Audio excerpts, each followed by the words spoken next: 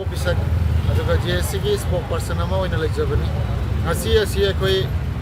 governor उनबसी family member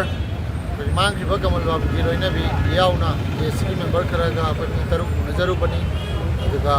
अखोई side थम वाफम पुनमक गवर्नर कन्ना प्रेशर तौजरमी गवर्नर लुमना लहौई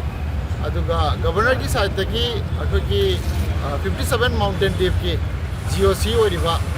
GOC से कॉल तौरगा मागी अपडेट से लौई हाइबगी वफमदुमसु पलई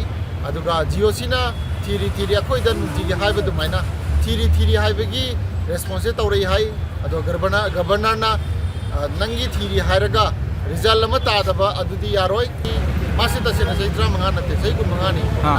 लेमकोंग आर्मी स्टेशन सिगा माना थबक सुरई से सही 15 सुरेबा लंबी मांगबगी वारी सिटी अतोपा प्रोपागेंडा तसेंगना सागतपनी लंबी मानिंगाई करीमत लेते मसामत आर्मी मनुंगदा 25 इयर्स मी मन सुरैब मीनी अदुई मथक्ता हंदकी कन्फ्लिक्ट इरांग सिगा करम एरिया चटप जाए करम एरिया चटप यादे मसाना याम फजना खंग मीनी अदुगी मथक्ता आर्मी दसो अखोइना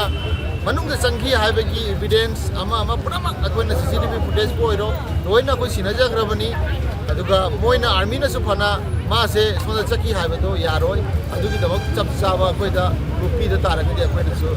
कना तोबो ngam ngasi बावबसु कोर्ट की थ्रू अथुबिदा नंग रिजल्ट तागदबनी हाइबगी वाफम से याम कन्ना थमगेना अखोइगी गवर्नर ना वाफम से थमबिरई अदुगा अखोइसु मागी साइड तकी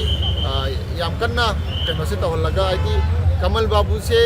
हिंगली सिरी हाइबगी कंक्लूजन नमसे मसी ताहन्नबगी मागी साइड तकी अकनबा कनो म तौबिनी हाइबगी थाजबदा फरे थमबिरई